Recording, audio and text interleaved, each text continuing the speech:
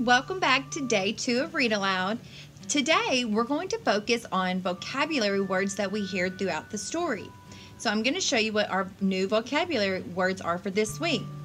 Our first vocabulary word is dawn.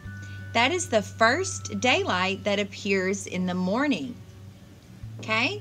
So our motion for this one is we're going to put our hands like this and we're going to pretend like our face is the sun.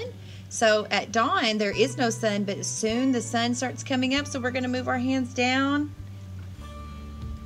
So that'll be our motion for when you hear the word dawn in the story.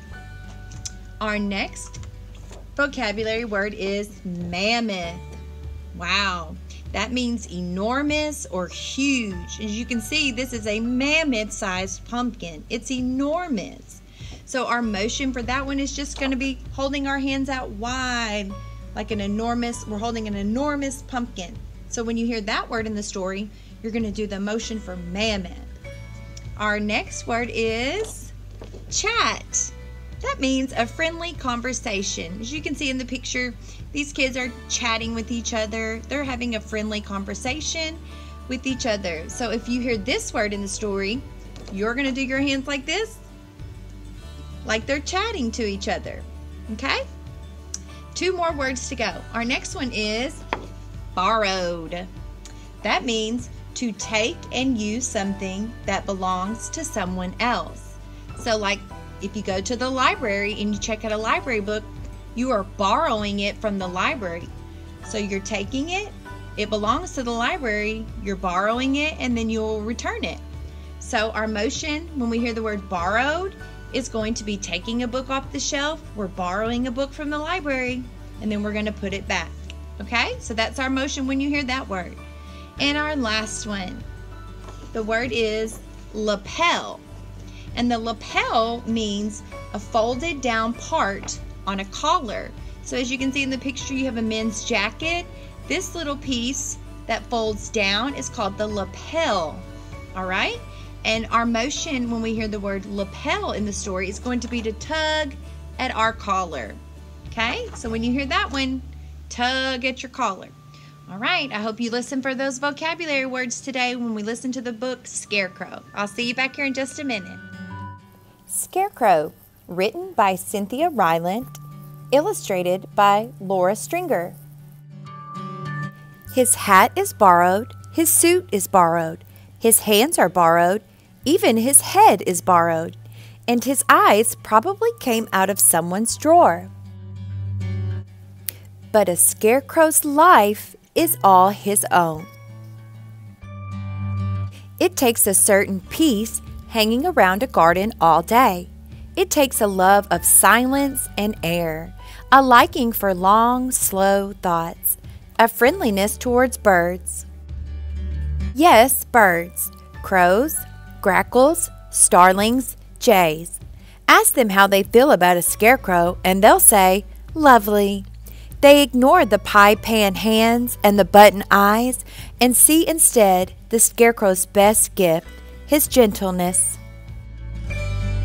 They line up on his arms and can chat all day. He knows he isn't real. A scarecrow understands right away that he has just borrowed parts made to look like somebody. But he knows this too, that there is a certain wonder going on around him. Seeds are being planted, and inside them are 10-foot-tall sunflowers and mammoth pumpkins and beans that just go on forever. And though the scarecrow knows that he can as quickly be turned back into straw and buttons as he was turned into a man, he doesn't care. He's been with the owls in the evening and the rabbits at dawn. He has watched a spider work for hours making a web like lace. He has seen the sun tremble and the moon lie still. The scarecrow doesn't care what he is made of or how long he might last, for he has been a witness to life. The earth has rained and snowed and blossomed and wilted and yellowed and greened and vined itself all around him. His hat has housed mice and his arms have rested birds. A morning glory has held tight to his legs, and a worm is living in his lapel.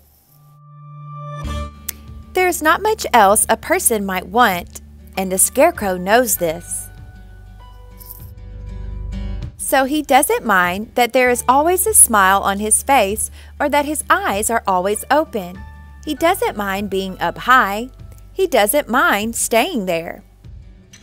The wind is brushing his borrowed head, and the sun is warming his borrowed hands, and the clouds are floating across his button-borrowed eyes.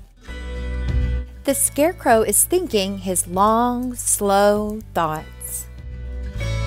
And soon, birds will be coming by. All right, guys, did you hear any of the vocabulary words in the story? I hope you did. All right, so your activity for today is going to be the listen and draw page, where you're going to illustrate 2 of the vocabulary words. The first one you're going to illustrate is the vocabulary word mammoth. And I drew a mammoth-sized pumpkin to illustrate that word. You can draw anything that's enormous or huge.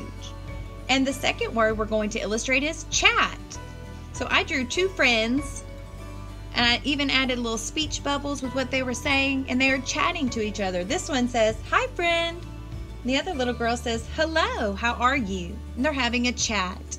Can't wait to see what you draw. I'll see you back here tomorrow. Bye.